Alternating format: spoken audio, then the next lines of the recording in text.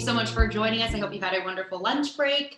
Another benefit of this virtual situation is like I just ate Greek meatballs, and so I'm glad I'm not around any of you all, just to make sure I didn't have any dill in my teeth, which hopefully I do not. But I hope you guys were able to get some food, take some time away from your screens, and that you're ready for the second half of the Grit and Grace conference. If you weren't with us at the first half, we welcome you. We are excited. We have three more amazing presentations and then another talking circle.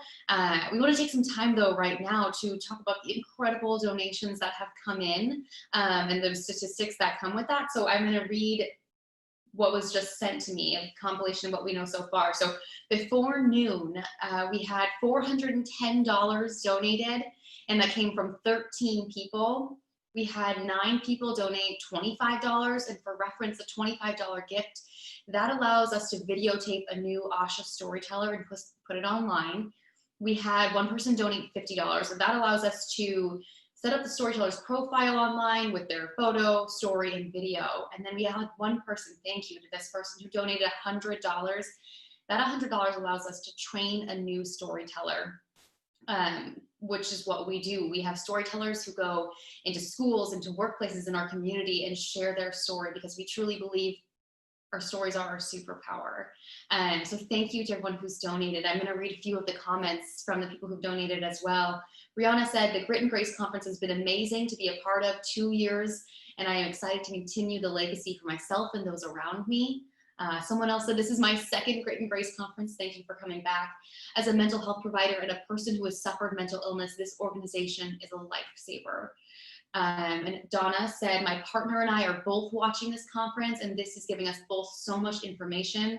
Their donation was from both of them. Thank you to Donna. And then I also want to share something from Christina. She is a mental health survivor, and she says, I am a mental health survivor and peer specialist, and I believe in what you are doing.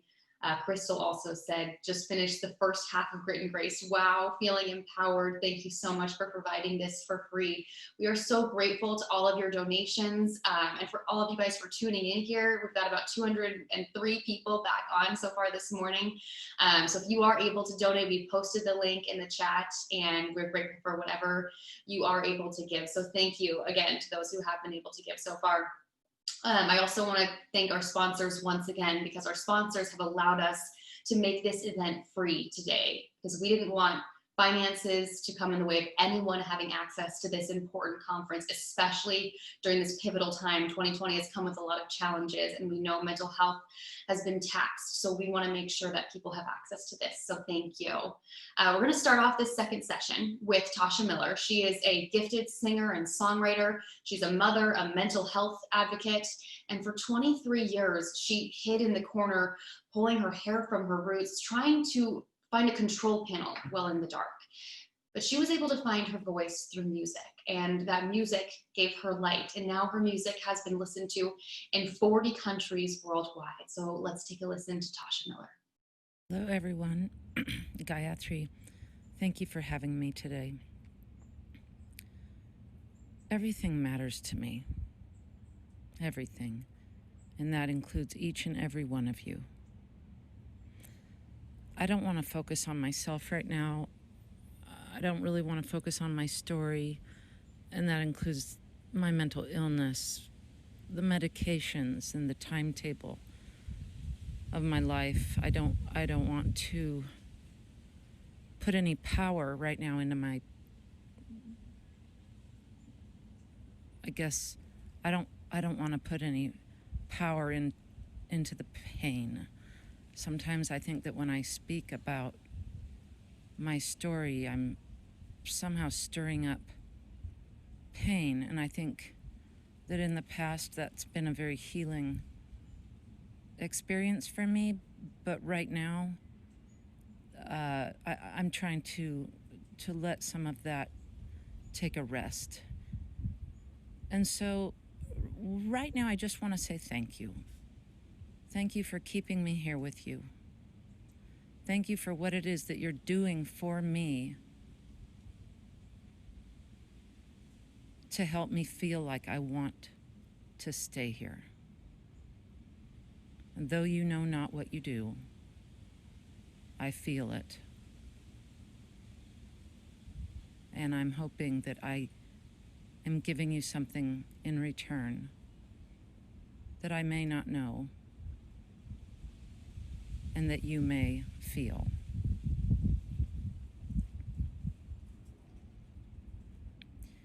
Please accept this song as just a fragment of the love that I have for you. When I sing to myself, and I sing to you because you are a part of me. I love you all. To grit and grace. Love, Tasha. When rain is blowing in your face, and the whole world is on your case, I could offer you a warm embrace to make you feel my love. Evening shadows and the stars appear. There is no one there to dry a tear. I could hold you for a million years to make you feel my love. I know you have not made your mind up yet. Oh, but I will never do you wrong.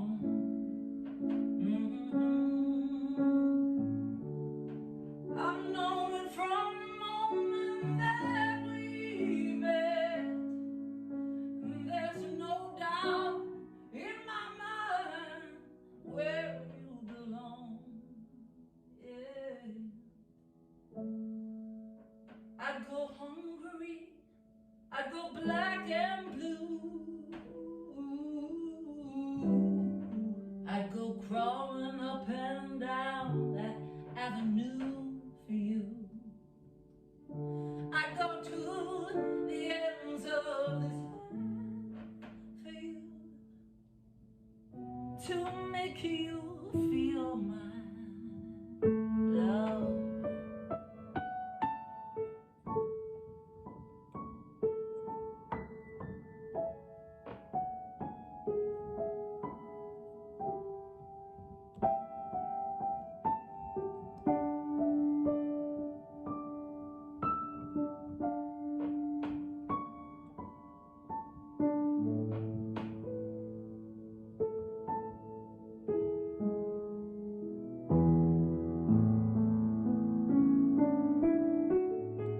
I could make you happy, I'd make your dreams come true. There is nothing that I would not do for you. I would go to the ends of this earth for you, to make you feel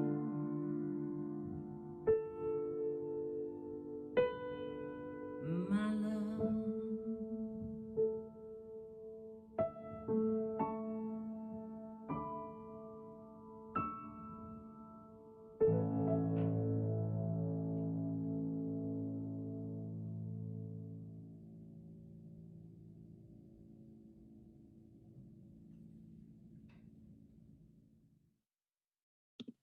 That was so beautiful, Tasha. Thank you for sending us that wonderful video.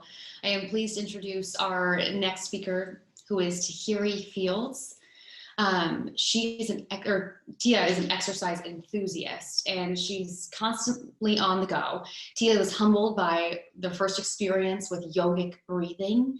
We learned a little bit about that earlier at the start of the Grit and Grace conference. She's dedicated to learning more about it and its benefits to the mind and the body. She's going to lead us in a mind-body connection exercise to help us relax anytime, anywhere. Good afternoon, and thank you for having me. I've been a student of breath for the past 20 years. Did you know that as human beings, we could survive for about 40 days without food, about 11 days without water, and about just 5 minutes without air?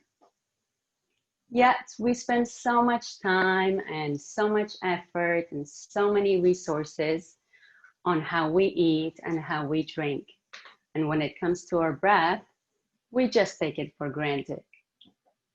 Imagine a day that you go to a doctor because you're not feeling well, and she or he asks you, well, how are you breathing?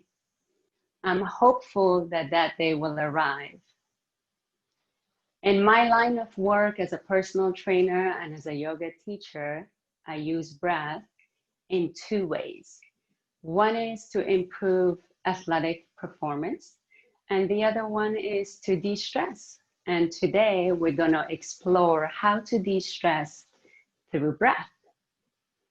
I'm going to make a statement, and I want you to think about it. What is in the mind is in the body, and what's in the body is in the mind. Let's explore that statement through visualization. Visualize with me a lemon. Imagine that you're in your kitchen.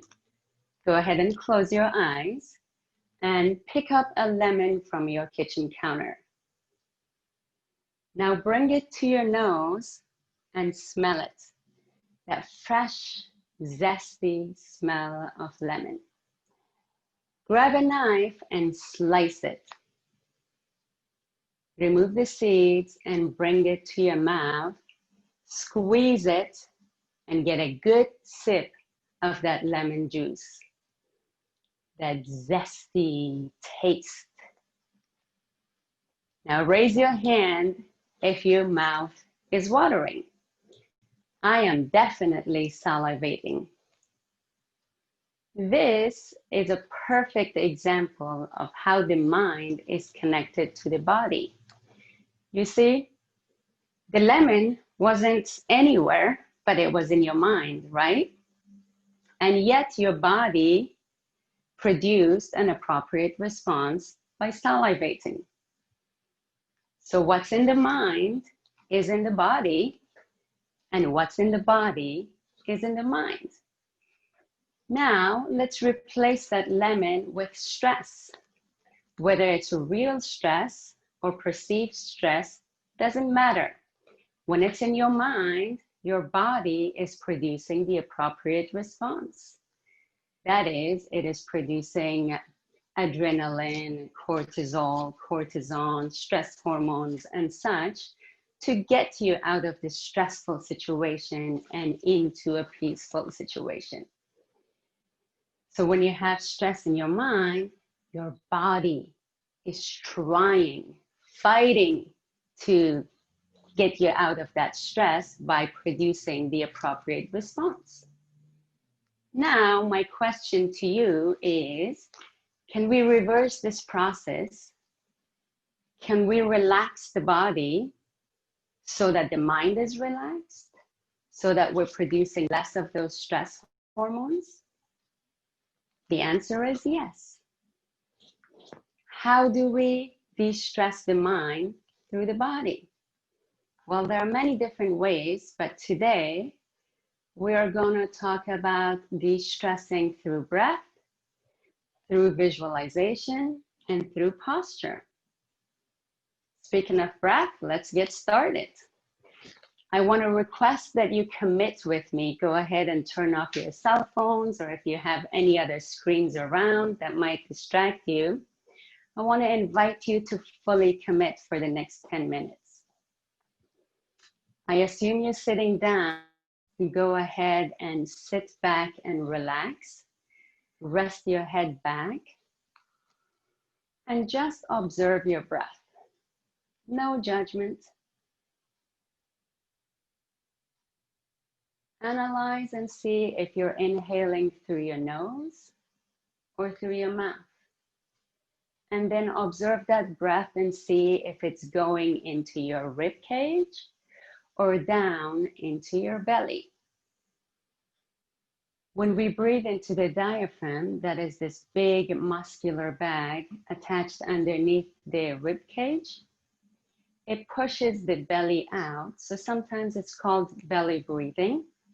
So if your breath goes down into your diaphragm, it pushes out your belly a little bit.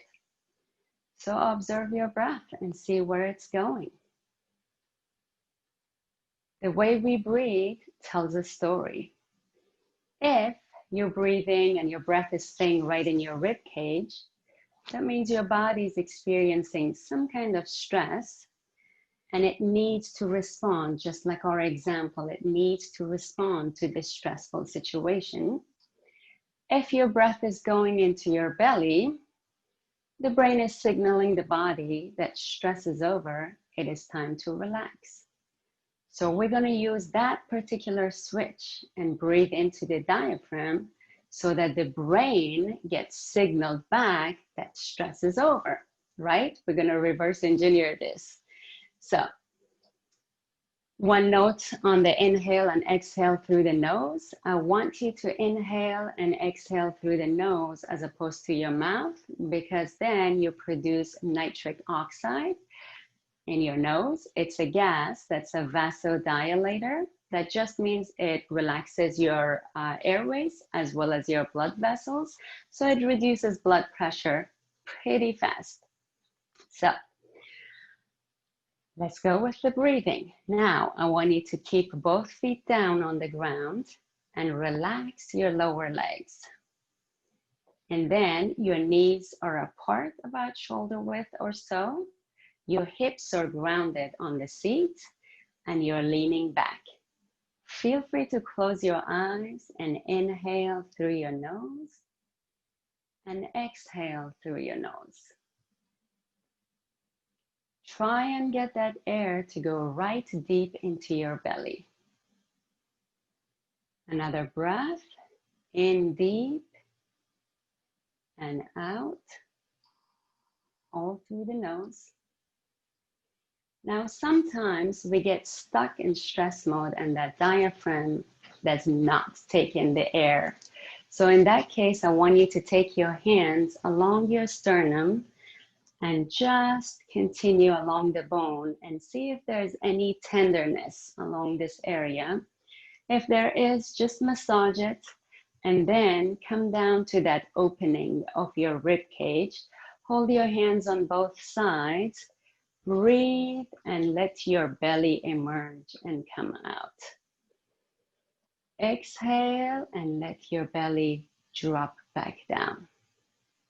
Continue in this fashion. Hopefully now you can see your belly emerging in and out.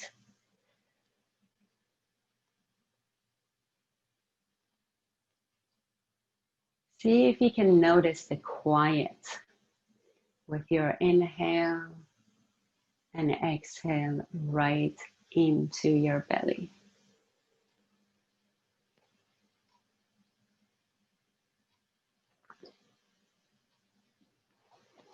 And continue with your breath.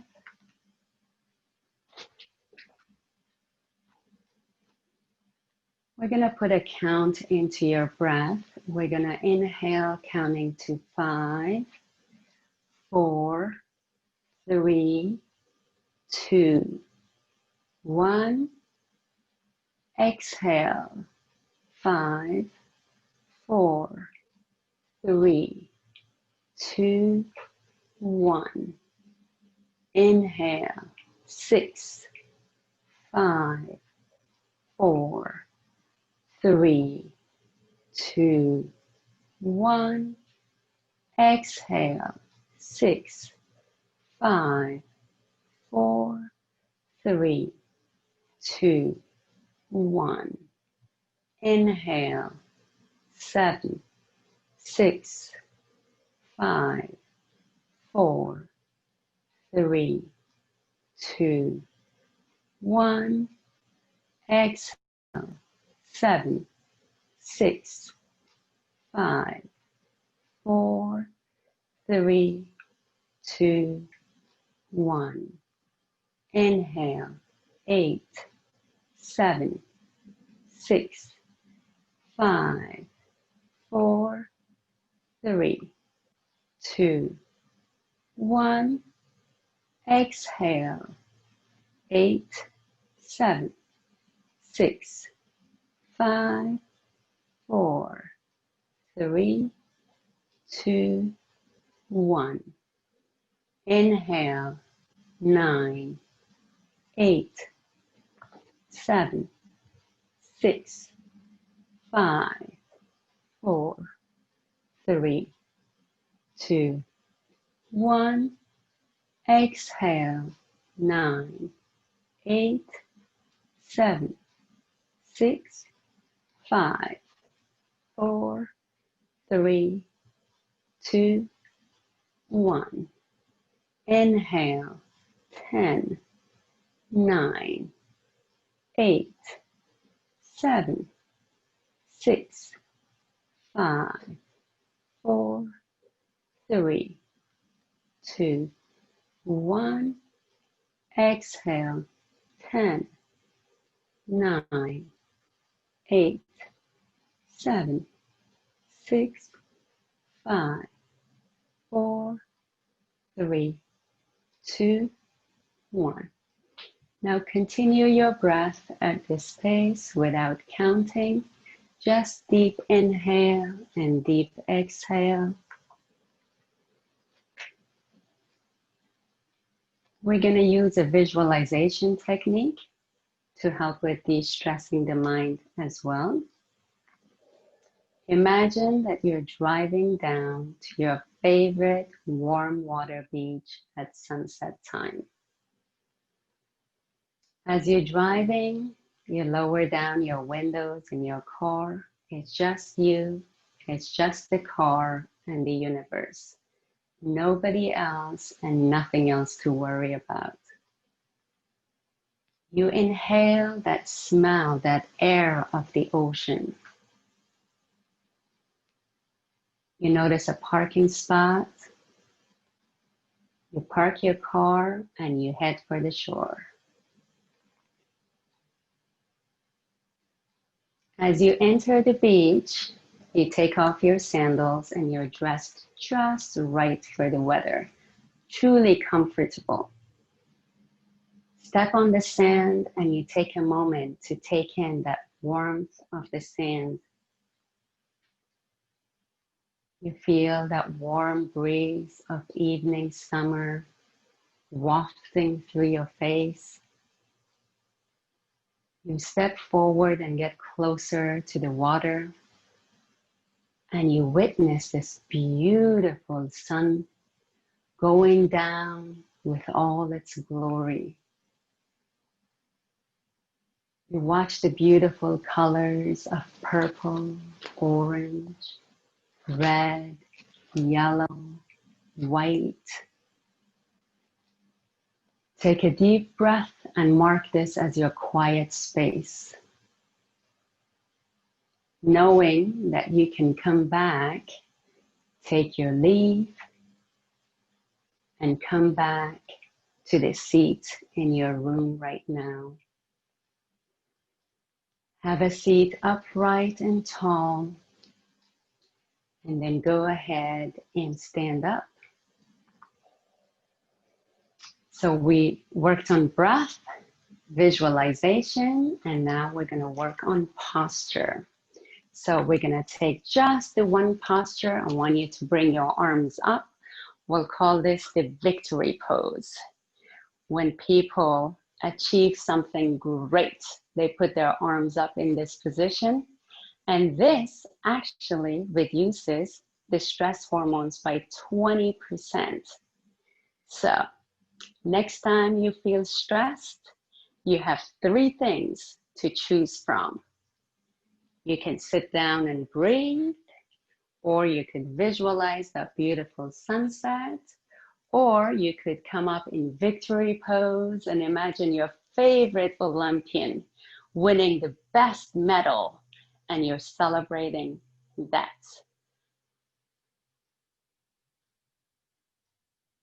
Thank you for your time.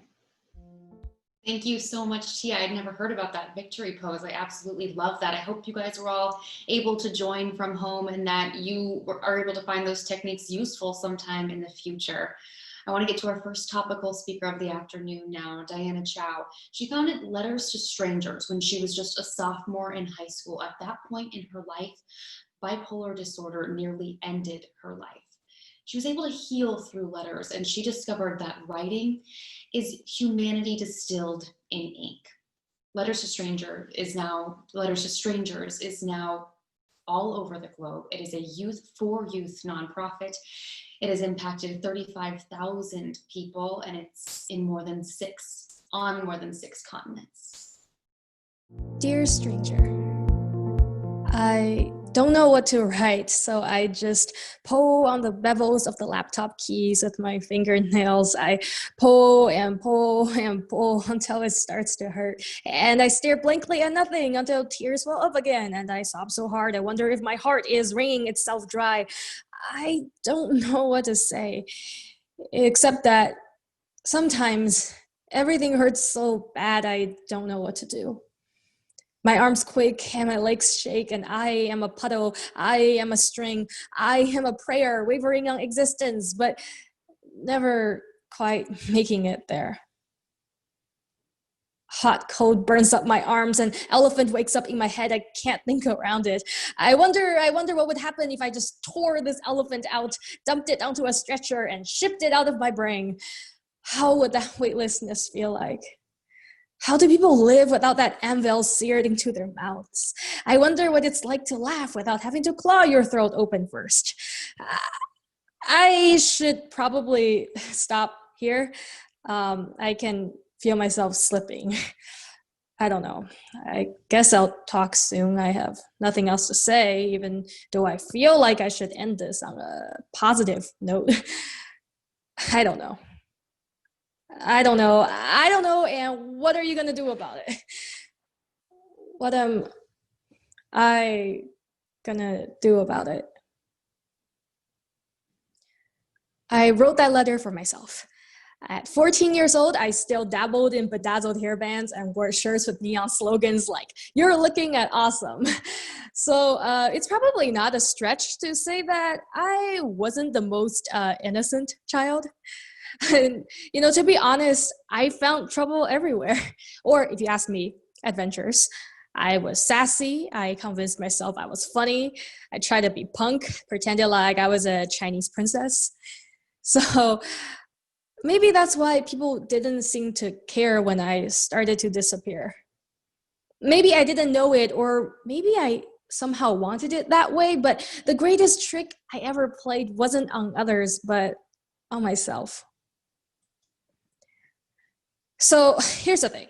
About 2 summers ago, I interviewed people about mental health from the wealthiest districts of San Francisco, where a 1-bedroom apartment can cost more than an entire rural mansion, to neighborhoods where concoctions of drugs punch through air to assault far more than nostrils, urine staining the streets like murals. And no matter where I went, someone would always blurt out, "You're doing this because you have a personal connection?" How could someone so sad be so young?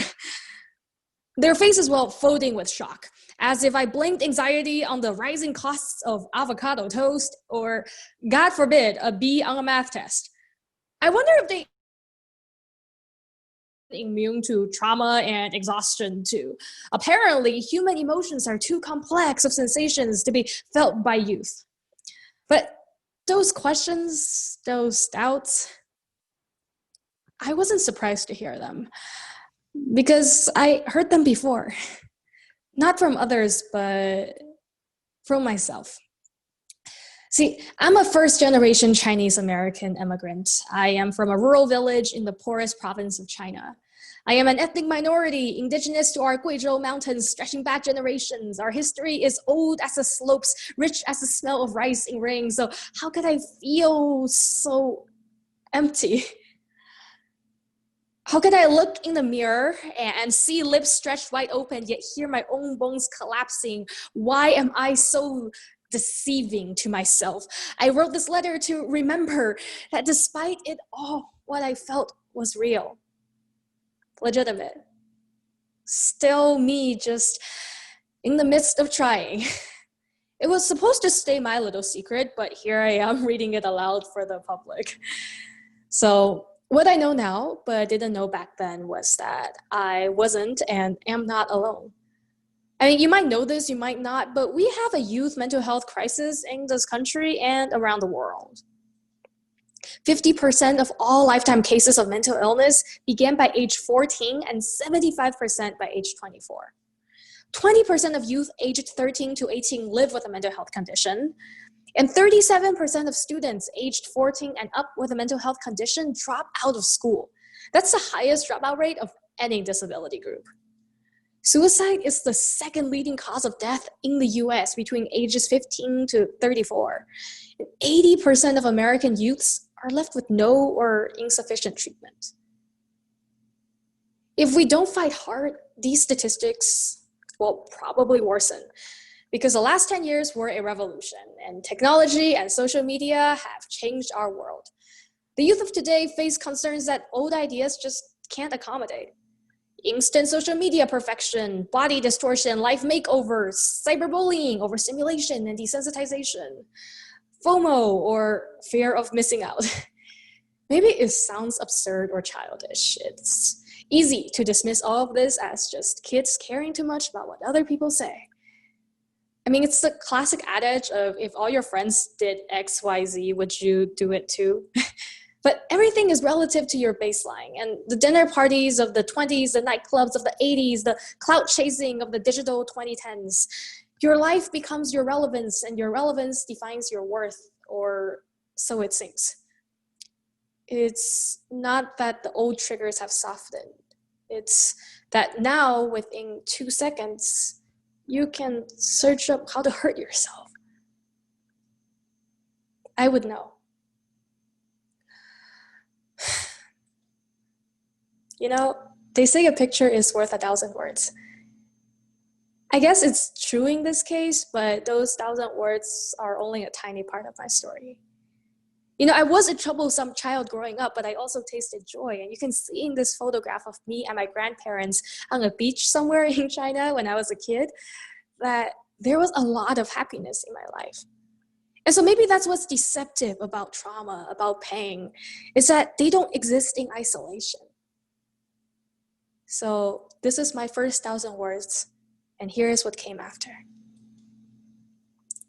My story began violently. I grew up with scars. I learned how they tasted, how they felt.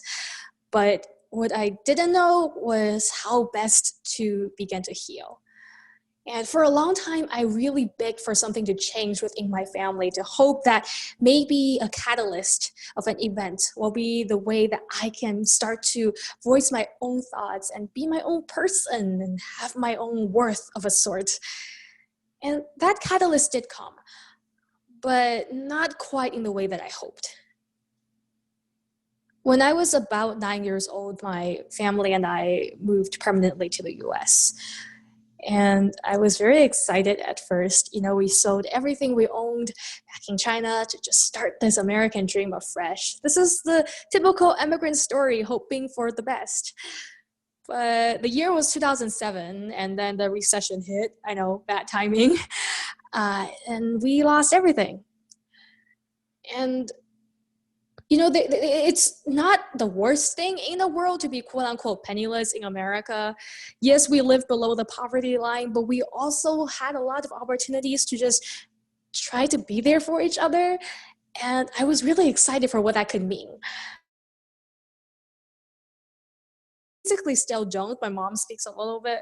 And so there were a lot of chances for us to have to be there to help each other out as we navigated this new journey. But the thing is, sometimes maybe you shouldn't trust like a twin, a teenager, just someone very young with the whole burden of a family's survival. Uh, I started working at a very young age to try to make sure that we could create a life for ourselves, since I was the only one who spoke both Chinese and English. And so by the time I was in middle school, I was working 3 jobs, and on the weekends I would stand for like 10 hours a day straight giving out like product demonstrations at Costco, etc. So I'm still about the same height right now as I was back then, so you can kind of picture that internally for yourself. And so even though it was difficult, I often felt like it gave me some sense of worth. You know, like I was kind of like an adult, like I had value and some way to provide for my family and just be a useful person. But, you know, when you hear things enough times, you start to ask yourself why you didn't believe them earlier. Why it takes you so long to believe them now. At 13 years old, I was diagnosed with bipolar disorder, and it transformed the pain in my life into an inescapable nightmare. So, hurt people hurt people. I know you know that mental health concerns can affect anyone, anywhere, at any age, at any time, but I didn't. And today I can say that this is not a moral dilemma, that no one chooses mental illness like they choose outfits. A textile merchant from Somalia once told me that mental health should be as normal as a rising and setting sun, that we can't afford to wait until it's our sons holding to their heads that... It took me a long time to learn that. I mean, how true is this hurt people phrase? My family grew up with intergenerational trauma. My dad has a long scar etched into his body from a childhood beating that left him alone and bleeding. Not a result of hate, but a twisted, passed down motion of love. And this is not unique to Chinese culture. And I want to emphasize that East Asian and other cultures all offer tremendously powerful and unique structures for healing. So please know that to demonize a culture is to choose ignorance. And I am so proud of my heritage and everything that it has taught me. But as an immigrant, as the daughter of a traditional Chinese medicine doctor, stigma does have a different taste. And I grew tired of washing it down with milk. In clinical practice settings, minorities in America were shown to be less likely than whites to receive treatment that adheres to treatment guidelines. Ethnic minority and immigrant clients have been found to suspend trust of providers who are ethnically dissimilar from them until they are proven trustworthy. Asian Americans use mental health services at about 1/3 the rate of white Americans, and the rate is similarly low for other minority groups, even though there have been no studies that show that white Americans are, say, more likely to experience a mental illness. And a lot of times you might hear something like this in a minority family, that mental illness is just a result of a past sin, that it doesn't exist, you're being ungrateful, spoiled, disrespectful, you should drink some herbal tea, and remember, the pain is in the body, not the mind. This whole mental illness thing, that's a white people thing. I told myself that this can't possibly be the full story, but the thing is, emotions are by definition immortal. They undig their own graves. And so no matter how much I try to convince myself otherwise, I eventually really internalized the belief that I didn't deserve the air that I breathed. And this had very real consequences on all aspects of my health. At 14 years old, I was diagnosed with anterior uveitis, an inflammation of the eyes that would pop my eyes blind for days or weeks at a time. And the response for me asking for help is, and always has been, yes, and of course, and you are so strong. But even now, I am terrified of talking about mental health. Afraid that if I say the wrong word, someone will tell me I'm crazy. Dismiss all that I'm saying, like admitting mental illness is giving them ammunition, and my voice is the target. Afraid that if I speak my somewhere will still tell me I'm romanticizing, even though they won't bother to let me finish. Say that I'm only making things worse, that I should just shut up because what do I know about mental illness? What do I know about mental illness? Except that sometimes I see long, short robes, I see flashbacks, frostbite crawling up my thighs, my eyes glazed over my head, buried in XL sweaters, begging a God I didn't believe in to not let me pass him, to not let him see me. Am I alive? Am I alive? Am I alive? Still. Hurt slipped into my blood how thunder slips into ears. By which I mean less of a slip and more of a tearing or a prayer. Maybe it sounds silly, but sometimes loneliness creeps on you like old age. Even in hindsight, I still find pieces of my past tossed in between the lines. And sometimes I wonder why, if I introduce mental health to the conversation, some people take that declaration as confirmation that I don't belong in this nation. Like they're waiting for me to scream, do something real normal humans wouldn't. As if mental illness barked me from person to personality, human to human disease. Are you kidding me? When I was 14 years old, I attempted suicide for the last time. In the final moment, my little brother was the one who found me. Well, they say to find your own strength, to build your own light, to not rely on anybody else. Sure. But sometimes all of our strength is spent on fighting ourselves. And in those moments, I chose to borrow someone else's light for a while, to stand in their glow and let it illuminate the path forward and show me that there is somewhere to go. My little brother became that light for me. My little brother, the kid who I practically raised as my own child, I went to all the parent-teacher conferences for, I went to all the open houses for. My little brother who would find me, hidden beneath my bed, just crying my eyes out, and he would hand me one of the few stuffed animals he had and tell me as he clung to me that it's okay. Diana, it's gonna be okay. And so I decided right then and there that no matter how dark my world got, there was no way in hell I was gonna drag him down with me. So I had to heal. And I tried all sorts of different things, but I didn't really know how to navigate the US healthcare system. As you might imagine, it's kind of complicated, especially when your family doesn't speak English and you don't really have any money. So I started writing. I wrote letters. I wrote letters to no one, yet therefore everyone at once. And something strange happened. In writing letters to strangers, I found comfort.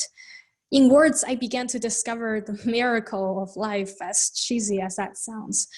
I realized for the first time that I never was alone. I have all this empathy for others, but I couldn't do the same for myself. Why was that? Why didn't I deserve the same? I did deserve the same. I realized as I wrote these letters that writing is humanity distilled into ink. So that became my life motto. And soon, as I started to get better, I started Letters to Strangers, first as just like a student club in my sophomore year of high school, because I knew I couldn't be the only one who needed healing. And today, L2S, which is what Letters to Strangers is short-formed as, it's the largest global youth-for-youth mental health nonprofit. And we seek to destigmatize mental illness and increase access to affordable and quality treatment worldwide, particularly for youth aged 13 to 24. And just like its name suggests, Letters to Strangers is about anonymous letters to strangers. When we erase the burden of judgment, when you know not my name, my background, or my diagnosis, suddenly the story is the only thing that matters. Suddenly a human connection becomes the only viable solution. And for once, anyone can have total agency. I'll choose to write with a purple colored pencil. I will choose stationery paper fortified with Chewbacca's and stripes. I'll write in cursive, adding an origami crane. I'll be the protagonist, but maybe next time I'll just listening. I'll write, dear stranger. Exhale the rust on my heart. During my interviews around San Francisco, I met Michael. Michael has been homeless for 17 years on the streets of downtown Berkeley, and bipolar disorder and alcoholism had dulled his career. He looked at me with tears in his eyes, gray as the sea right before sunrise, and said, I just want to be well enough to help somebody else. That's it. That's what L2S and frankly all of us want to do. You write a letter to a stranger as a stranger, exchanging between countries and schools and organizations dedicated to youth whose lives tore with the scars of war and abuse. Human connection matters, empathy matters. Someone somewhere may be wondering the same questions as you, and they might feel alone. But with your letter, that someone somewhere knows that someone somewhere is thinking of them too. You see, one letter, one human connection can and has saved a life. So I know that, we are called Letters to Strangers, but we don't actually just do letter writing. We also have components on science-based peer education and policy-based advocacy from the grassroots level. And one of the proudest things that I and this organization created is our world's first Youth for Youth mental health guidebook. It is an A to Z sort of 80,000 word illustrated guide of mental health from a very intersectional perspective, written entirely by 14 to 21-year-olds worldwide, but reviewed by medical professionals and industry experts. So this is something that I've been wanting for a long time and wish I had when I was a kid. And I hope that maybe you'll find it useful too. We do offer it for free in black and white to download online on our website, letterstostrangers.org, if you're interested.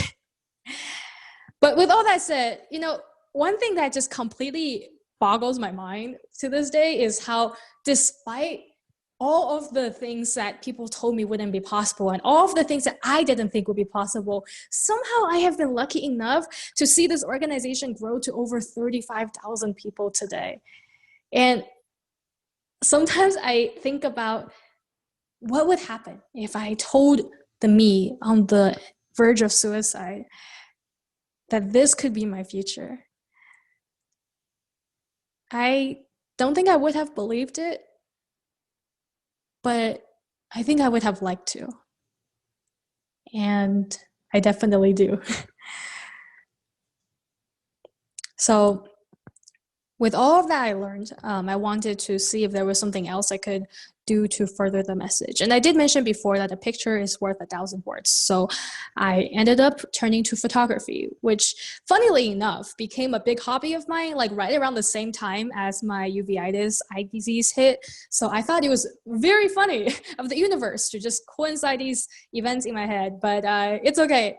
The blindness episodes were sporadic, and every time I came out of them, it was so much more beautiful to see the world in all of its colorful, glorious beauty.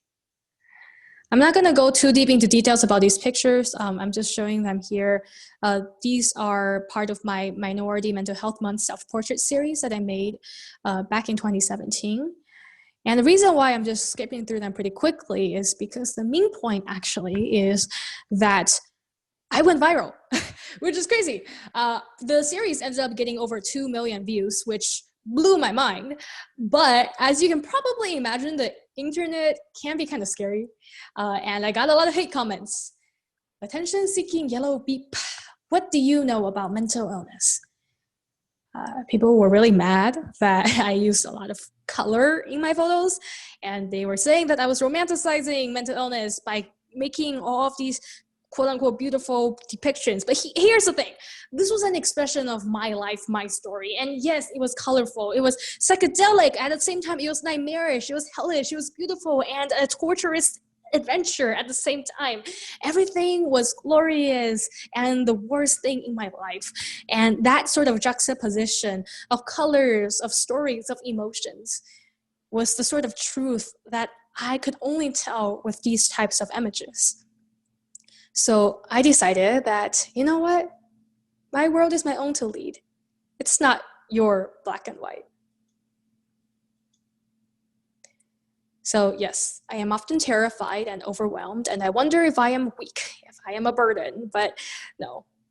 Mental illness can mean battling dragons only to find their nests in our chests, but we learn to live with fire. Where is the weakness in that? How can there be weakness in that? As a sort of conclusion to this, I just want to sort of get your brain thinking about some of the things that we can actively do to better our own understanding of mental well-being, as well as 5 love languages. But I don't know if you know about the pain languages. Full disclosure, we came up with these acronyms at L2S.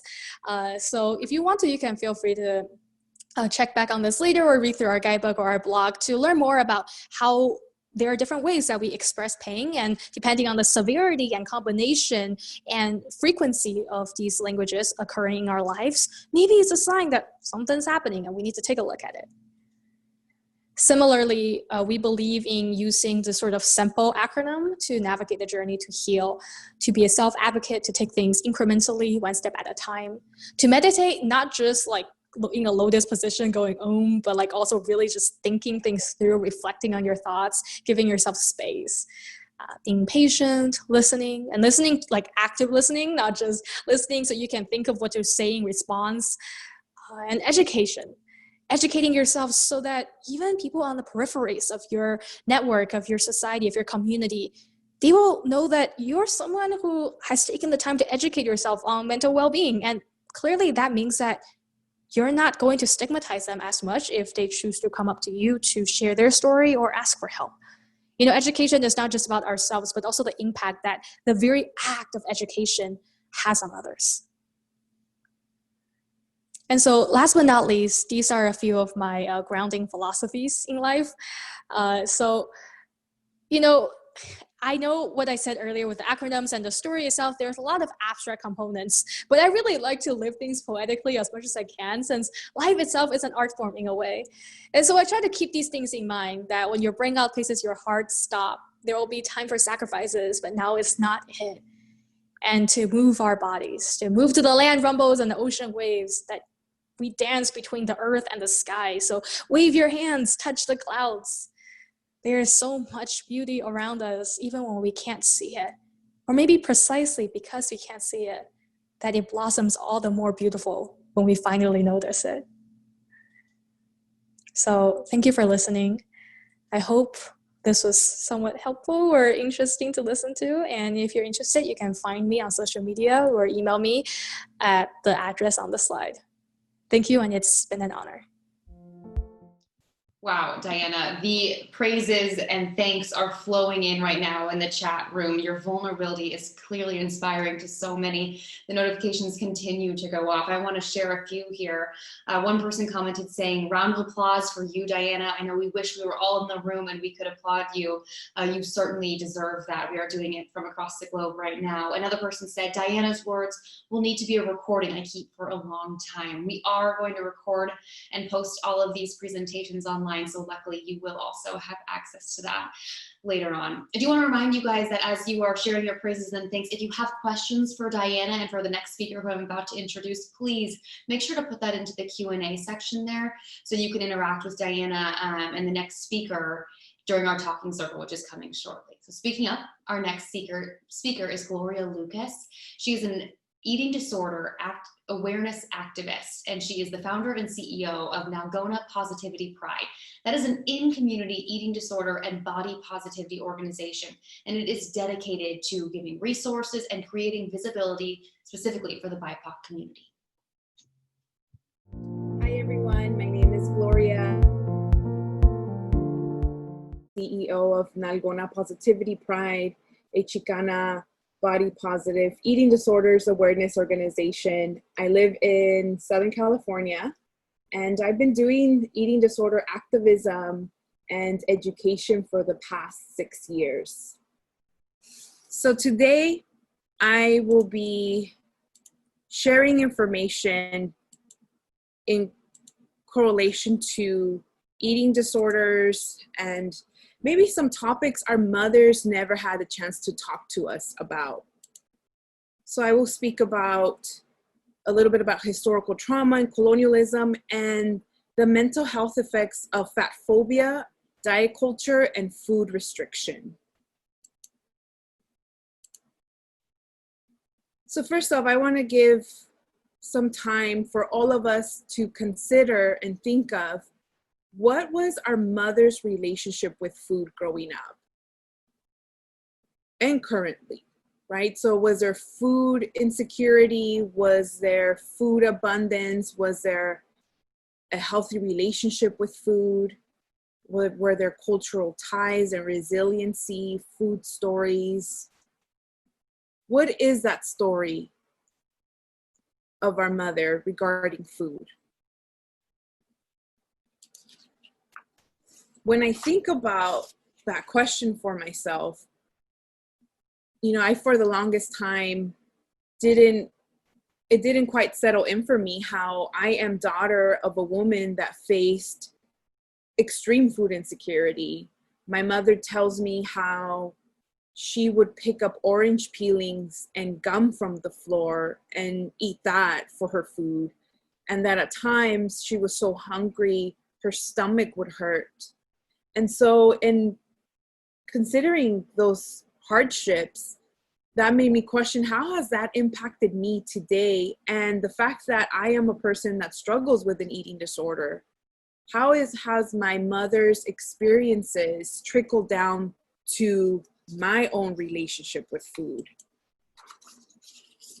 And so the past 6 years, I've been working hard on looking at the connections between eating disorders and social justice. And what I've learned is that eating disorders partly stem from past and current trauma, food restriction, and food deprivation. And many times with diet culture teaching us, oh, like, you know, you have to restrict with food in means of losing weight, and then you'll be worthy, then you'll be healthy, then you'll be valuable. And many times dieting does not work. As a matter of fact, it has a 95% failure rate. And people blame themselves for not being able to fulfill the goals of their weight loss.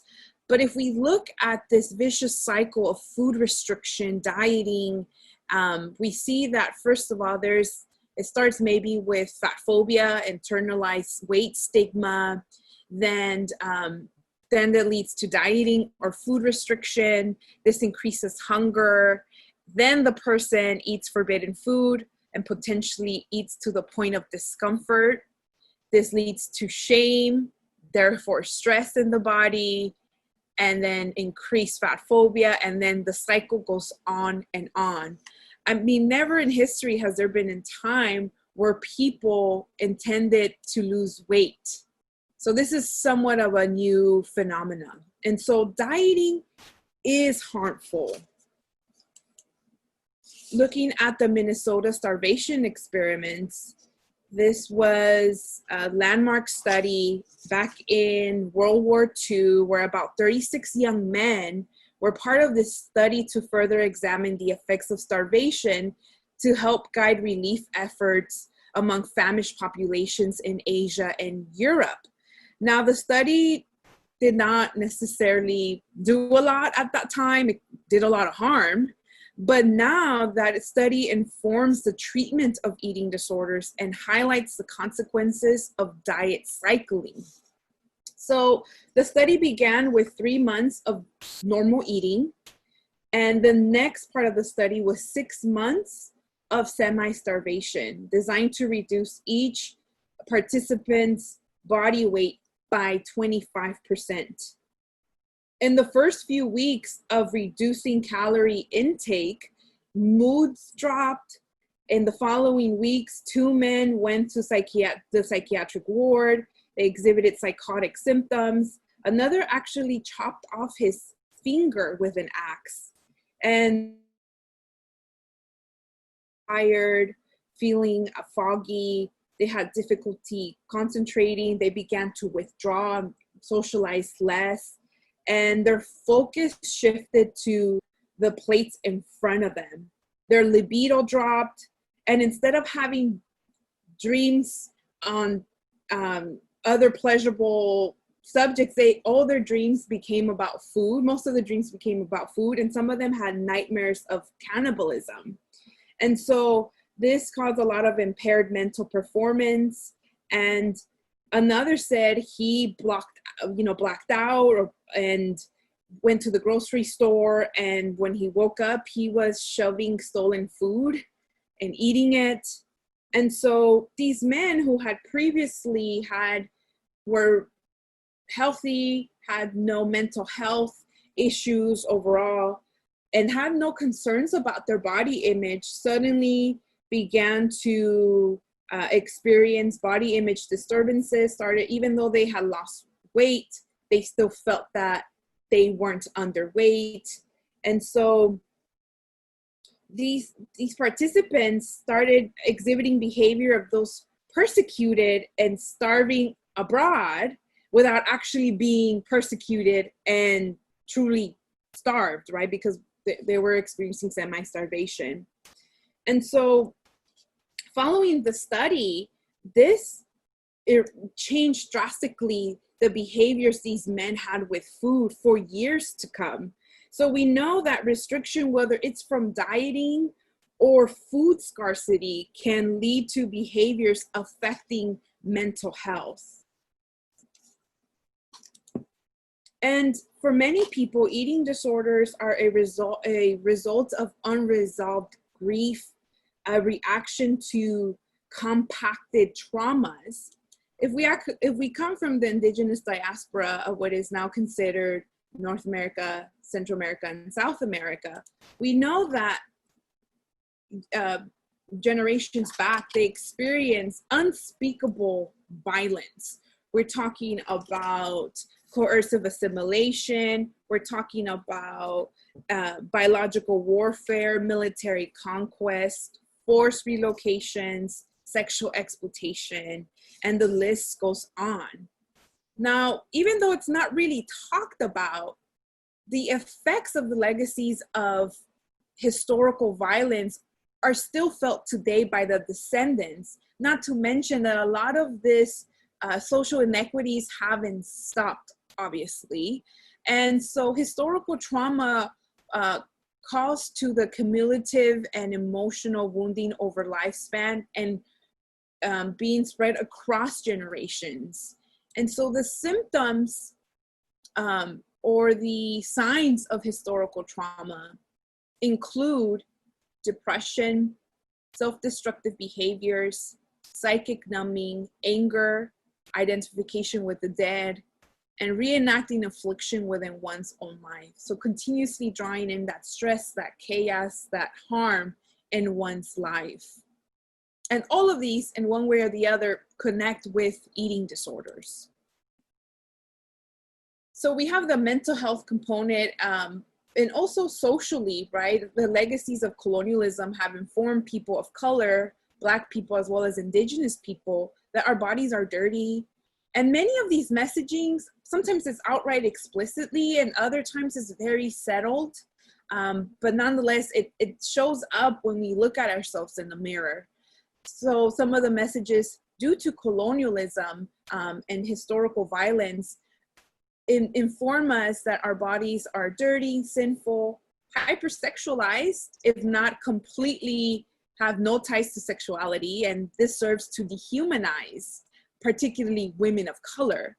We're seen as incomplete.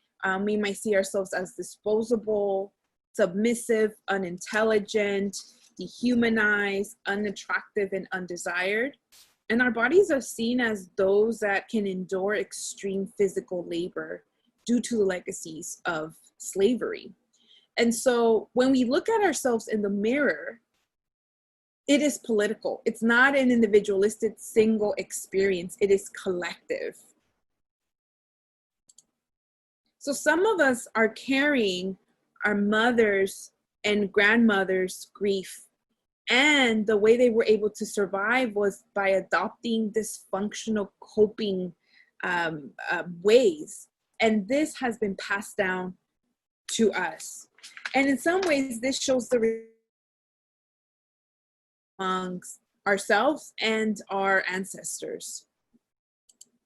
And if we think about it, if our mothers never talked to us about all of this, on top of instilling self-love, it might be in part due to sexism, due to the fact that, nobody really invested on our mothers while they were growing up or honored them and celebrated them. So how many times mothers can't teach us what they have never known or experienced. So fat phobia, the fear of fatness and the discrimination towards fat people, also has mental health effects that are detrimental for people's overall health. But first off, we have to look at where fat phobia stems from. Fat phobia has anti-Black roots. So there are two historical developments that led to the preference of thinness. First off, it was the rise of the transatlantic slave trade, and two, the spread of Protestantism. And so during this time, the phobia about fatness became about this fear of an imagined fat Black woman. And this was created by racial and religious ideologies that have been used to both degrade Black women and discipline white women. And so elites and higher class people are always looking for ways to distinguish themselves from subordinated groups. So they distinguish different styles and cultivate different diets and tastes as a way to normalize social hierarchies of who is better than the other. And this is how fat phobia came to be. Because if we think about it, when we look at more stocky bodies, many times it is people of color, right? So, and Europeans came from much more thin and slender figures. And so anything that was an opposite to whiteness and thinness became othered. And so what have been the effects of this for our mental health are a lot. We all know fat people in this country do not get treated very poorly, systemically and with interpersonal relationships. For instance, healthcare providers spend less time with their fat patients. Thin people get paid more than fat peers. It's more difficult to get hired, and so on. And so some research tells us that struggles with depression and body image were found to be higher among people seeking weight loss, bariatric surgery, and binge eating disorder. And stigma-induced stress contributes to higher rates of substance use and anxiety and mood disorders. Internalized weight stigma was associated with increased body image concerns, disassociation, and food preoccupation. And over half of the people who experienced weight stigma also qualified as having at least one psychiatric disorder. And so how we conceptualize our bodies and the degree to which we internalize fat phobic messages that saturates our world is bigger predictors of low self-esteem, no matter our size, right? So even for people not living in larger bodies, this threat of potentially being bigger in a bigger body and experiencing social rejection is also affecting our mental health. And so we need to actively challenge fat phobia rather than to blame individuals, move away from the model of shame, and integrate a weight inclusive approach. We have to fight diet culture, food insecurity, and support food justice in a way that it's friendly to people. And this is only part, right, of the ways that we could prevent eating disorders and improve mental health statuses of people. And if there's anything that I've learned as an individual that struggles with an eating disorder, is that any weight change, the struggle is still there, right? And we're learning from these studies that it's a lot deeper, these issues, and it goes beyond, I don't like how I look, right? There's the system involved that tells us every single day how we are unfit. And so moralizing health is not helpful for our mental health, right? And it's also ableist. And so food choices, our diet, and not to mention that it's anti-poor, because not everybody has access to these particular foods that are deemed more valuable and healthy, quote unquote. And if you're struggling with body image or eating disorders, just know that you are not a failure. We do live in a country that, first of all, helped establish international fat phobia. So everything that we experience is true and real. And if you're struggling with an eating disorder, you've gone through some stuff. So the best thing one can do is be compassionate and understanding, and know that healing from this and improving our love to oneself is a continuum. It's a journey.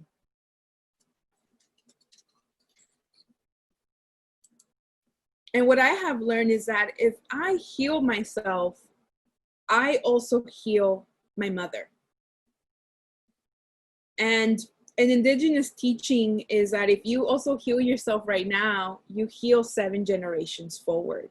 So for a lot of us that consider ourselves ancestors in training, this has been part of what helps us with our mental health, right? Is seeing the bigger picture and knowing that we can get to a better place while being realistic of the social pressures, of course. So a question for all of us to ask is, what wound am I healing in my life? Or what wound would I like to heal? How can you help heal your mother's and grandmother's wounds to not repeat cycles? And how can you help change the narrative for future generations? And I'm deeply motivated to see all this activism taking place within fat community, within the body positive world. And I truly believe that this is a generation that is changing things so that our upcoming youth are less likely to struggle with eating disorders and so forth.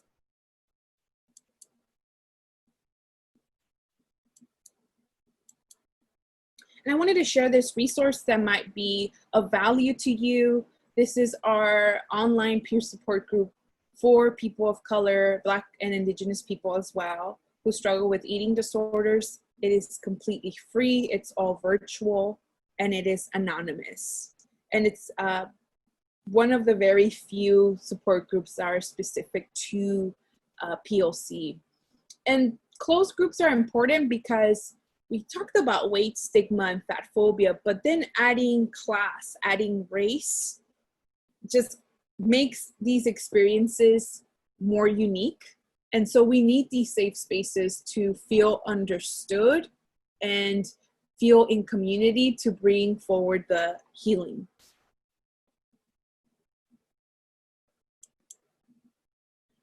So we talked about the effects of dieting and also what semi-starvation has brought forward, because dieting in many ways is eating less than what we're used to and leading to semi-starvation, and how not only it affects our health, but also our mental health, the roots of fat phobia, dealing with racism, of course, and more importantly, maybe even be more compassionate towards our mother's experiences with food, even if they didn't instill body love or encourage us to improve or be good with, in good terms with our bodies.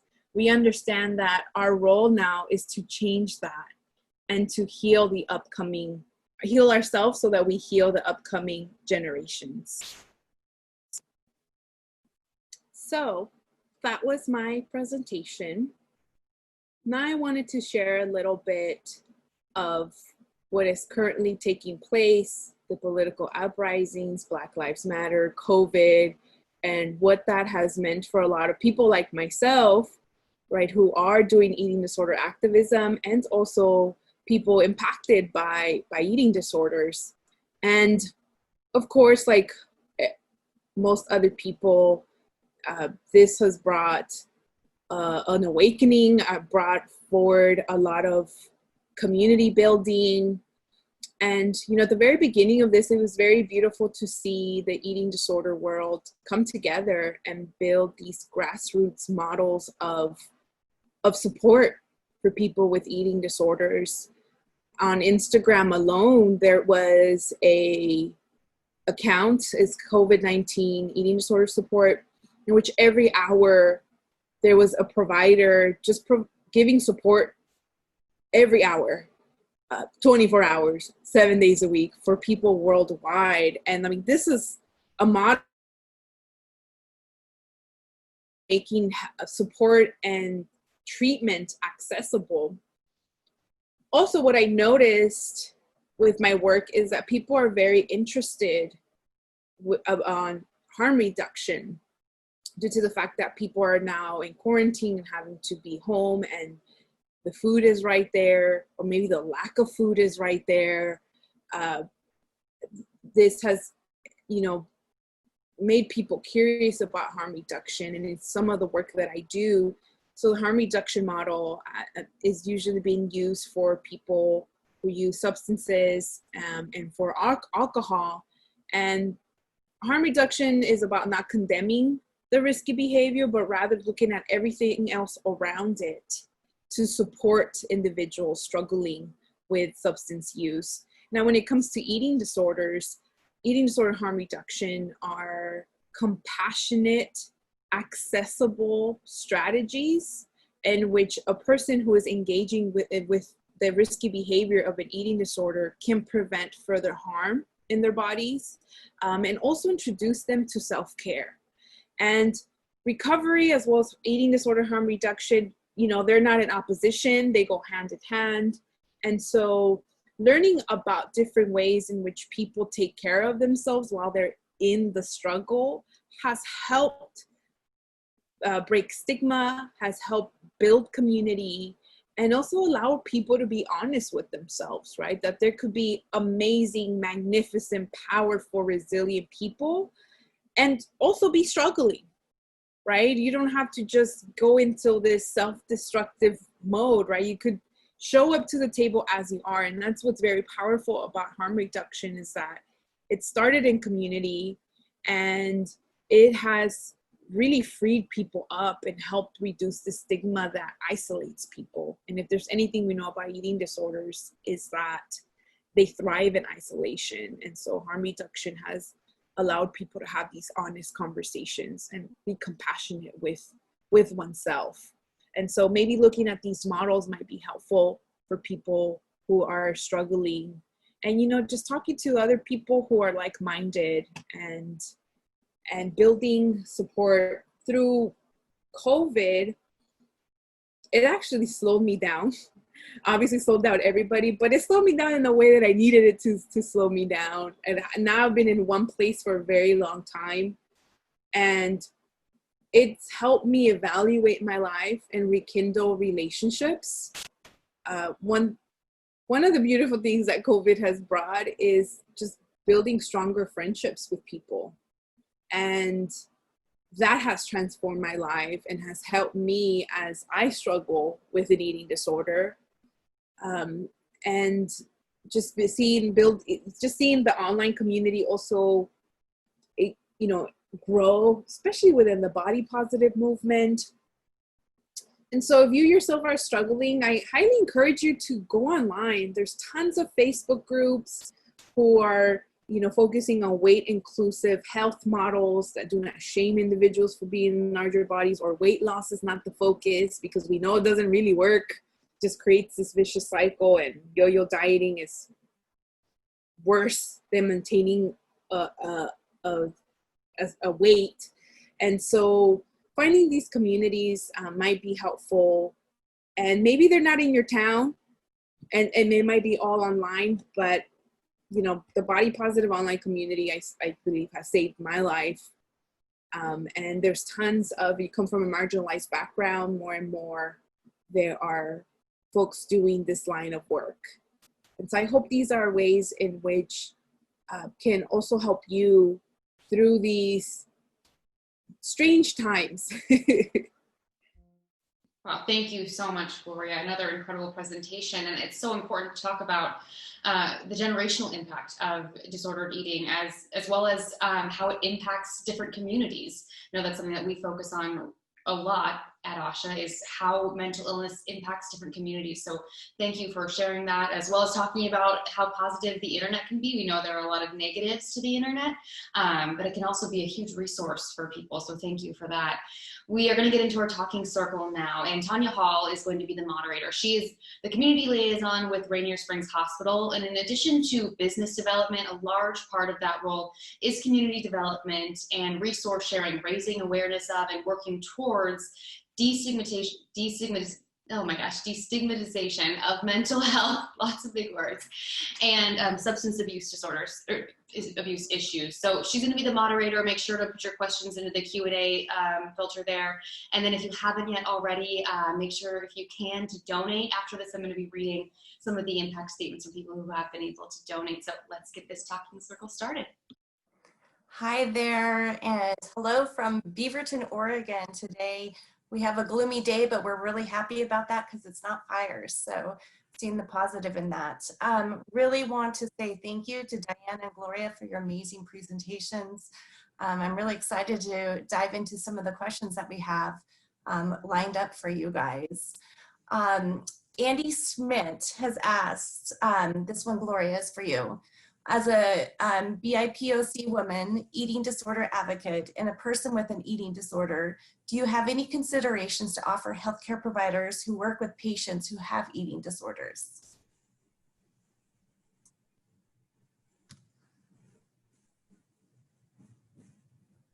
Thank you for that question.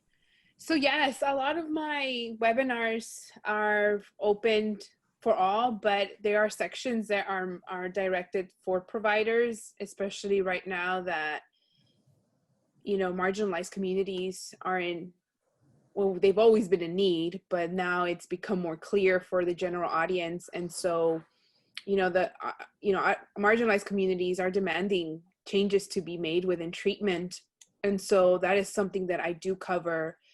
And also harm reduction. So that's one of the webinars I've been offering throughout, you know, this COVID time, is what are strategies and practices that are accessible, for the most part accessible, that can help people who are in it, right? And so for more information, people can visit my website at Nalgona Positivity Pride, and I could type it up in here as well for my upcoming webinars. Great, thank you. This one, Adina had asked, you used, Gloria, word women, WOMXN, in your presentation. I'm unfamiliar with that. Would you mind explaining, please? Yes, so okay, so there's a lot of theories about that, but me being an indigenous descent woman, it is common for the X to be used. And so usually the X sound, when people see it, it makes the ch sound. Nonetheless, when it comes to the term women, it doesn't. But it is put there as a feminist take and somewhat indigenous take of the term woman. So I don't know if that makes sense. You know, so many times I don't know if people have seen like different types of spelling with the word woman, but this is one that I use and I self-identify with. Thank you. I appreciate that you are open and communicating with us. I know it gets a little confusing and we all want to know where it comes from and how we can communicate. So thank you very much on that. Diana, I'm going to ask a question of you. When you talked about mental health, you talked about the dragon, and you said we learn to live with fire. Really love that visual. How do you live with fire as you get new stressors? For instance, with the COVID-19, a lot of the social unrest that we're experiencing. I think you're in California with the fires. So how can you live with that fire is new and more extreme. It seems more and more extreme situations come up. Yeah, that's a very good question. And I mean, there's no easy answer for that. Some days I definitely do find myself slipping back a bit into some of the older doubts I used to have. But I think one thing that I do strive for is that now I am in a much better mindset about my values and my worth, as well as my resilience. And I like to think of it like, sort of like how a vaccine works, where you have a little bit of like the bacteria or the virus in you, and then you end up getting immune to it. I kind of think of it like that, where if I've experienced something that was very traumatic in the past, like of course that doesn't prevent me from experiencing traumas in the future, but it also reminds me, and me being alive serves as a physical reminder that I am capable of overcoming the challenges that life might have to throw at me. And it's also sort of like me hearkening back on my past self to remind myself the reason why I wanted to try to keep living on. And that same reason hasn't changed now. And the reason is even more stronger now. So that's kind of what I try to focus on. Thank you very much. I really love the visualizations that you give to help make sense of what's going on. A little bit of the virus for the immunizations. That's great and very timely right now, I think. So Gloria, in addition to asking her about how the recent events have impacted her, one of the questions that came up for me as you were talking about the historical trauma, the historical violence that we've experienced and how that's passed down from generation to generation. As we heal, you said that we're able to heal, I think you said up to 5 generations back in that. I'm wondering, once you're at a place of healing, when new things such as the traumas around the COVID and not having food available and not having supplies and maybe people affected by fires or the hurricanes, how do you know that you're helping heal all of those generations with new things that come up that you haven't yet addressed? Yeah, I think when it comes particularly to COVID, it is something that Indigenous people on this land have dealt with through biological warfare. The first waves with Europe, when there was first contact with Europeans, right? It is believed that up to 75, I believe it's more, the percentage of Indigenous people died because of the diseases that were introduced. So this is not new to us. And I feel like in talking with others like myself, that we were all feeling when COVID was first, spreading in the US, we were feeling a very innate memory, right? And some of us, and speaking with some friends, felt like, they were sharing, like, I feel like I'm prepared for this, and others were able to confront all of this with a lot of, for the most part, clarity, right? For others, it was more like this intense inner fear that, again, felt familiar, right? Because of our, where we come from. And so I think that just demonstrates how, some of our grandparents have done some of that emotional labor of healing, and nonetheless, similar to what Diana was saying, right? Like, these occurrences help us just become stronger. And so injury keeps on happening. May it be by, just human life, right?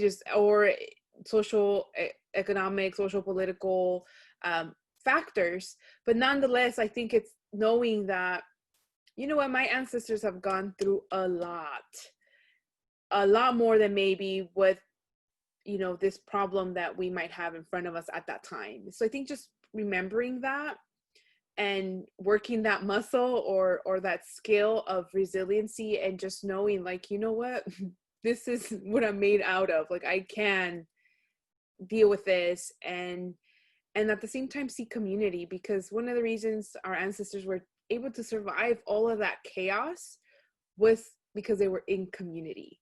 And so just remembering how they handled and took care of themselves throughout so much violence. We just have to remember that we can also do that. Thank you. Wow, that is so powerful. Thank you for sharing that. Diana, I'm going to switch on to you to ask you a little bit. You talked about stigma and shame that people have with mental health, and being a youth being discounted for your experiences with that, and talking about social media, the FOMO, missing out. And I'm wondering what we can do to help youth to work through that, what we can do to communicate to people who are dismissing the youth in those ways. Yeah, it's interesting because a lot of times I have like parents coming up to me and they're like, well, I tell my kids like stop going on Instagram or whatever, and but then they keep going on it. And I'm like, okay, there's always going to be a new app that props up. There's always going to be another way for people to try to socialize with each other. Taking away that one source isn't going to solve the problem.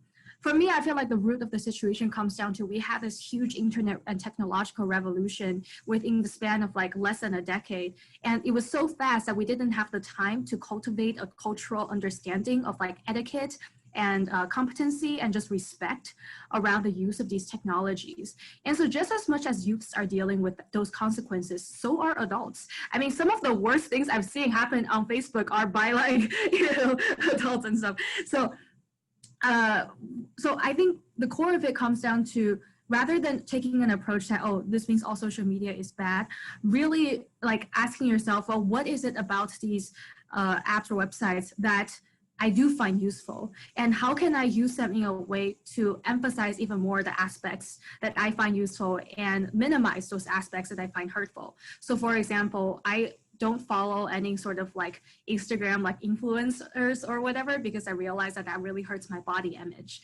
Or like maybe I'll tell my friends like, hey, if you message me out somewhere, like I might take a while to respond. And maybe you'll see that my status is online. It's not that I'm trying to ignore you. I'm just trying to take things at my own pace, and creating that sort of like boundary and just being really self-aware about that and talking to each other about it.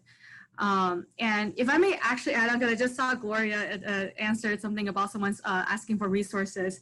I actually have the guidebook with me right now, and you can see literally all of this is the resource, is a work cited, almost 1,000 scientific citations. So if you want to see all of our citations for every single thing we talk about in here, you can go get the book on our website for free, or get the paid copy if you want to support us. Thank you. Yes, there's a lot of questions about the resources, so we'll make sure that we're getting the information to you all. We have a question for both of you, Gloria and Diana. If you could suggest to mental health providers 3 ways to decolonize mental health, and what would that be? Do you want to go first, Gloria, and then Diana? Yes. So I think this is a very heavy question, an important one. I think for one is, when it comes to decolonization, we have to recognize whose land we are on. And so decolonization requires us to listen to Native elders, to listen to the local people, especially if we are not from this land, right? So decolonization is not only a personal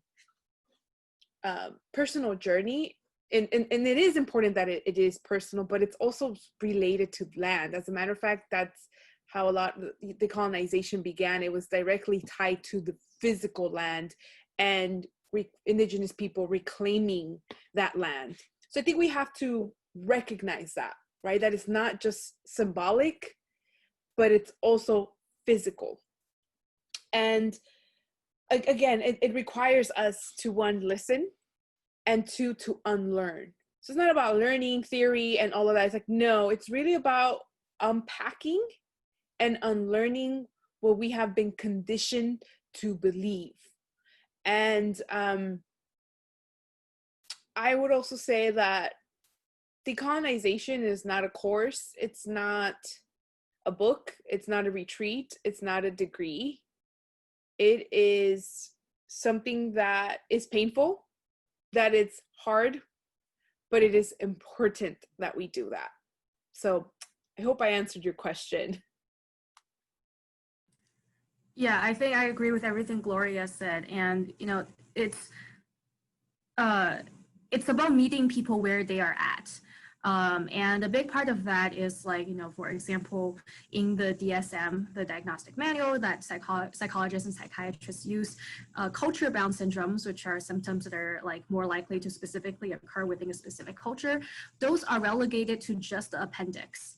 And given that psychiatry, especially as we know it today, was largely developed by white people for white people, but it's like the primary way of getting like psychiatric medication and things like that in other countries now as well. Like, this has been a sort of Western export, the current way we look at psychiatry. It also means that there's some disconnect between the principles of the DSM versus what may be more relevant and more helpful for the people that we're trying to help. One thing we talk about in the guidebook, and something very close to my heart, is on the topic of the language we use.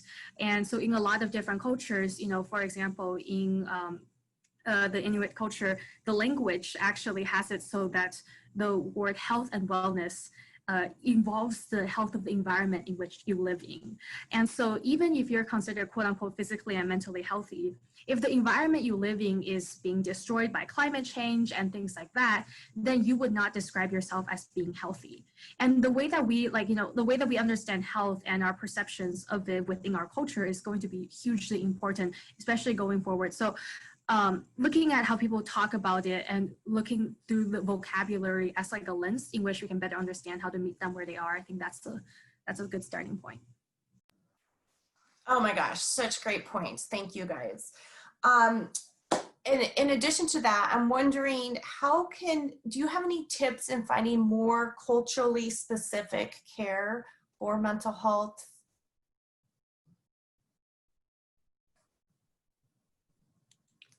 So honestly, I mean, I'm not a provider. I want to first acknowledge that I'm not a therapist. I'm not a dietitian. I'm just a community-based eating disorder body image activist.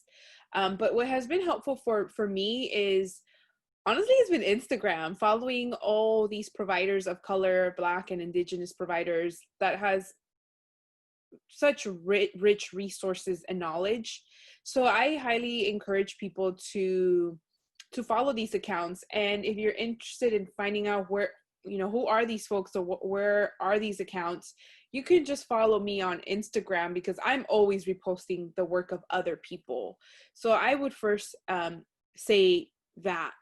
And more importantly is, what can we do to actually have more providers of marginalized background, meaning queer, meaning gender binary, meaning trans, meaning fat folks, meaning folks with disabilities, meaning Black, Indigenous, people of color, right? So why aren't there more of marginalized folks in this field? So that's, I think, another question worth considering when thinking about how to be more quote unquote inclusive. Yeah, sort of to piggyback off of that, there over 85% of therapists in this country identify as white, and there's less than 50 Indigenous psychologists / psychiatrists in the US. So it's definitely a huge problem. Actually, that's one thing so Letters to Strangers runs 2 scholarships every year, and one of them is targeted towards helping fund the education of someone from an underserved background to get to become a mental health professional. So that's like a big thing that we are very invested in. And definitely, like Gloria said, like, I'm part of like this subtle Asian mental health group on Facebook and things like that.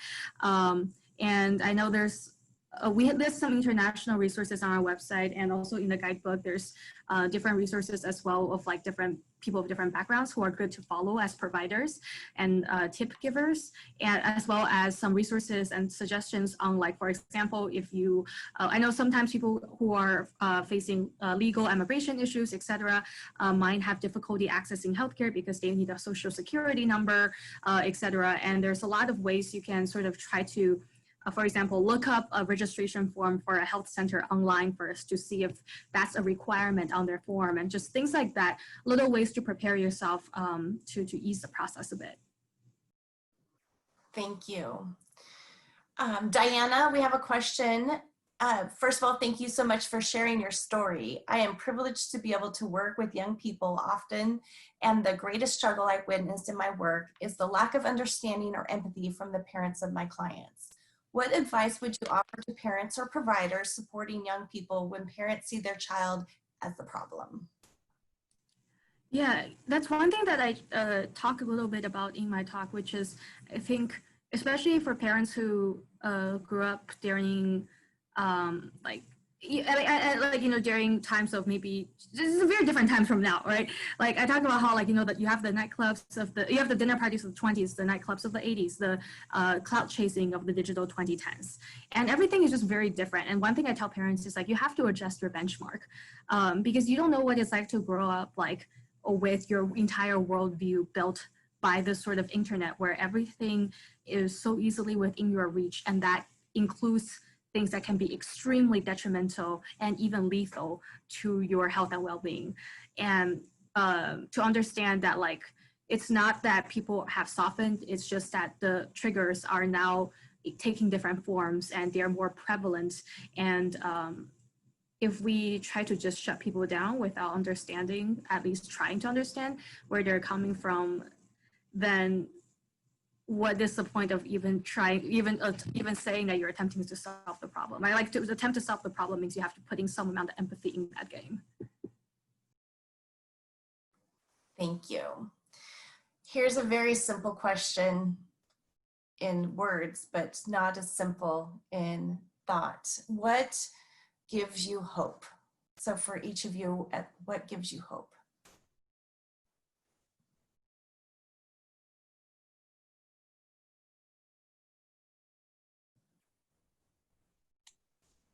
For me, it's youth.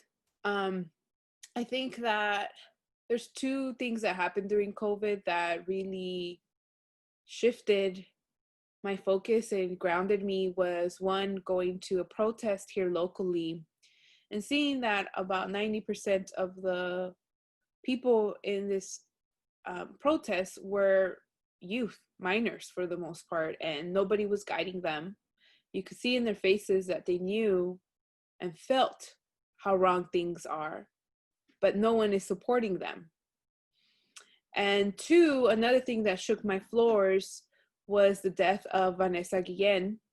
And that just let me know how much we are not supporting our youth.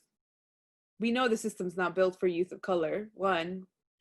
But I took that upon myself, like, how am I supporting youth, right? And how am I don't have any kids, and I hope I never have kids, but but the ones that are here, like, how can I be of service to them? And it's something that I've been working on and supporting youth, and that brings me a lot of hope.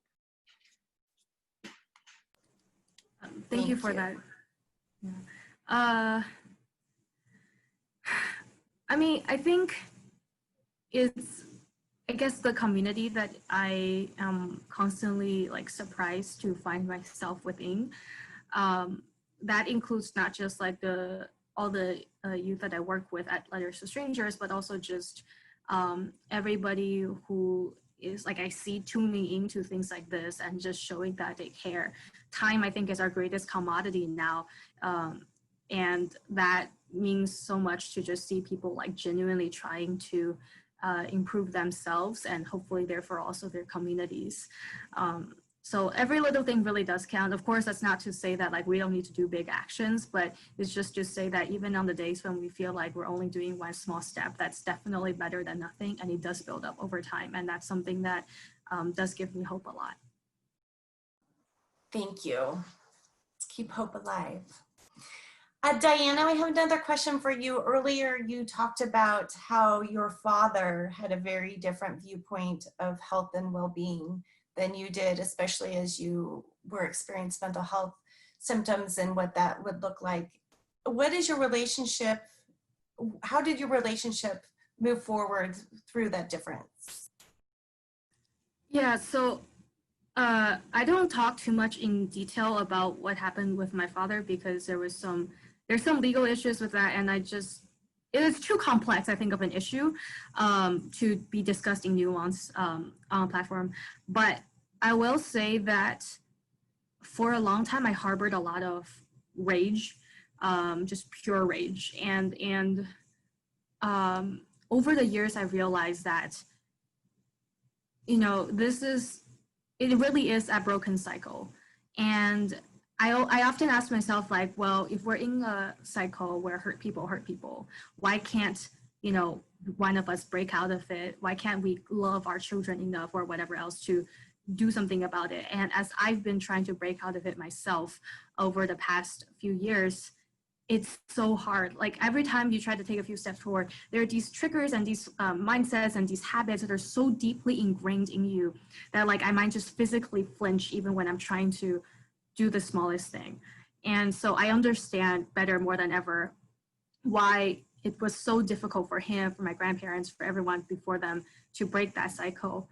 And for me, like now forgiving him and also building a more loving relationship with him is part of how I see my responsibility now to heal what's been broken. And as I try to treat him the way I wish he had treated me, I see that he does change as well.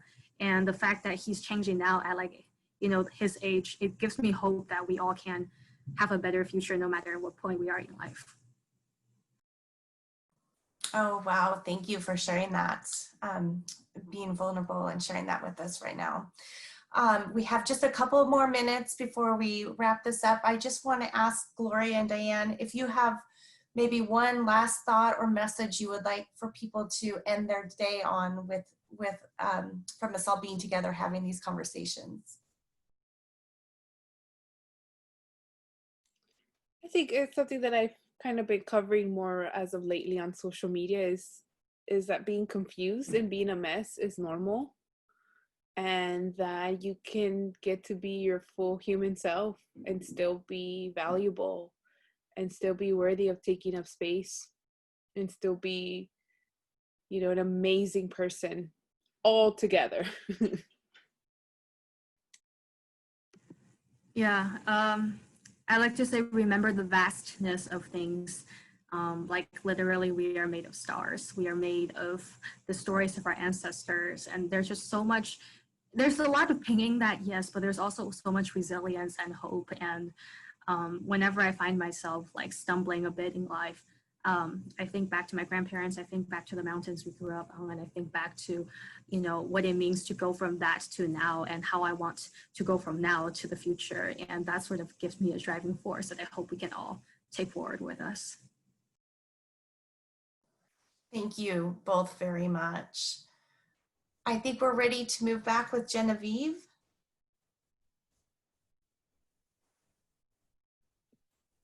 Yes, thank you so much to all of you guys for that talking circle. These are such important moments.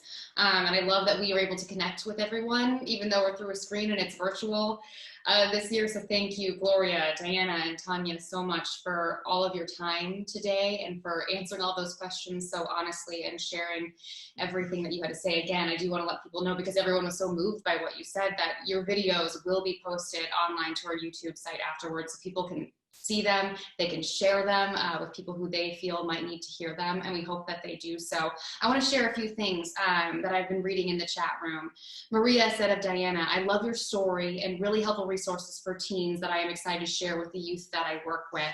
And Julie said of Gloria, I needed to hear this, Gloria. Thanks for giving me more ways to look at things and get to work through it and get beyond it all. What you guys have said today, how you have shared your stories is having a direct impact on our community, on people across our country. And we did have people tuning in from across the globe. So thank you for coming in and for sharing your stories and your experiences and for truly educating the 176 people that are still on right now. That has been a huge part of this year's Grit and Grace, and I love that it was a focus. Gloria, I love that you mentioned at the end there that it's the youth that give you hope. That was echoed in the chat room as well. That is what ASHA International is all about. We focus directly on youth. That is at the heart of what we do. And with your support, with everyone's support here, and with you sharing those stories, that can help us empower youth throughout our community. We've always operated in a multicultural lens, and that is something that we will continue to do. And thank you for your insights with all of that. I do want to share that we were able to get a few more donations in this afternoon hour, so thank you to everyone who did donate. We cannot explain more how much your donations mean the absolute world to us. They allow us to do presentations like this. They allow us to empower youth, to help train them to become storytellers, to go into schools and talk directly with other peers about their experiences. And that is what your money, your donations, if you are able to donate, I want you to know that that's exactly what it's funding. It's going towards these programs that empower youth throughout our community. Diana, I think so many people were specifically moved by your story because you are a youth and you were passionate and people could relate to you and they felt like you were very well spoken. And I think that is what we are all about. We want to inspire youth like you to get up, to stand up, and to speak about their stories. We truly believe that our stories are our superpower. We don't just say that. That isn't just a hashtag. That is what ASHA International is all about. We want to inspire hope. ASHA, like Gayatri said at the beginning, actually translates to hope. And so we hope that we can give hope to students in schools. One of the main programs that we do is the, and I'm going to pull up some data here, but it's the school-based program where we have youth who go into schools and share their story. And for some perspective here, a donation of $250 would cover the storyteller fees for one class and get the Let's Talk About Mental Health program in that school. And then $500 would support one My Story, My Superpower high school club. And that's a new initiative that ASHA International has done recently, is starting these clubs within schools, My Story, My Superpower clubs, to really rally the youth around each other and let them know that they're not alone. So if you are able to donate, we have posted the link in the chat room there and we would greatly appreciate it. Gloria, Diana, thank you again for your time. I want to bring Gayatri back in. Again, the founder and CEO of ASHA International. Gayatri, I know you've worked tirelessly behind the scenes to make this happen today. How are you feeling? Grateful. In one word, grateful. I am so filled with love and with gratitude for all the amazing women and their stories of courage, of vulnerability, of grit, and of grace. So yeah, I think back to the days that I gave up on my life in my early 20s. And I can recall sitting here amidst all of this love and light today, but I can still recall being in that isolation cell in the psychiatric ward, confined, locked up, stripped of any hope and humanity, and wishing that I could one day give hope to others like myself. And that's what it's all about. For every one of us that has walked through this dark journey and discovered light for ourselves, we want to share that love. We want to share that hope. We want to share that light with everyone that we know and with the world. And, let each other know that none of us are alone, no matter how we're feeling today, no matter what struggles we are going through today, we are not alone. There is hope, there is help, and together we will rise through any difficulty and all difficulty that we encounter, and we will recover and thrive. And guys, and we know obviously because we are Asha International, but for people who are not familiar with what we do, I mean, our goal at the end of the day is to prevent suicides. It's to help destigmatize mental health and allow people to talk about it, to make it easier to talk about. Can you, because you've seen it for many, many years now, talk about the impact that you've seen in the schools when you see those storytellers share their story? Yeah, it is absolutely breathtaking, Genevieve. You know, the cycle of hope, the hope effect, as I have seen it in place, always the same. You know, I have the privilege of meeting a young person who has a mental health story to share, and they're usually terrified to share that story. But with love, with support, with mentorship, they feel ready. And when they share their story, it not only sets them free, but it sets the students that are listening to these stories free to know that they're not crazy, that they're not weird, that they're not just being a typical teenager acting out or whatever else that we adults might think of them, but instead, these are some of the comments that we hear from the students over and over again. Thank God for sharing your story and for, you know, not just spewing out statistics and symptoms and treatments. Thank God you're somebody our age that we can relate to your experience and know that we're not alone. And, you know, thank you for giving us hope, and thank you for letting us know where to go and ask for help and who to turn to for help, right? So, and over, I mean, almost 95% of the students, you know, say not only did the presentation help them, but now they know where to get help and how to get help. And yes, that they have found the hope to know that suicide is not an option, right? So this is powerful, the power of one story to give hope to so many students and let them know that their life is precious, that they matter. And I know that this has been heavy. This entire year has been heavy. There's no doubt about that. People have felt alone and challenged, and we hope that today helps you feel powerful and in control and inspired. And, you know, there were roughly around, gosh, I want to say 200 to 300 people a part of this event today, but that has a ripple effect. So share what you learned from today with those who you love. And if you follow us on our social media platforms, so especially on YouTube, we're going to be sharing all of these presentations. And so make sure that you go and you share those. Send a quick email to those you love, because I think we were all lucky and blessed to have been able to hear all these stories today and to learn so much that I think from here, I just encourage everyone else to share those stories as well, because we know that our stories are our superpower, and we truly believe that at Asha International. Absolutely, Genevieve. And we know that so many hundreds of people actually registered for the conference to join us from Asia, from Africa, from all around the world. And yes, there are real challenges like time zone differences.